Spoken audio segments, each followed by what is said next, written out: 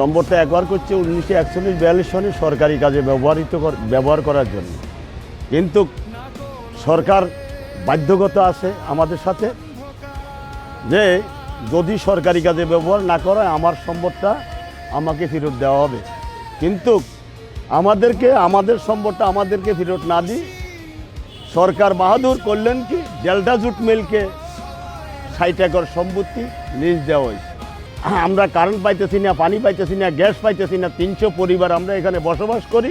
আমার মূল দাবি হইল যেই সরকার আসে ওই সরকারের কাছে আমার দাবি, যে এইখানে এমপিও তার কাছে আমার দাবি আমাদেরকে যেন একটা পুনর্বাসনের একটা ব্যবস্থা করে, অথবা আমাদের জায়গাতে আমাদের বসবাস করার সেই ব্যবস্থা করে দেয়।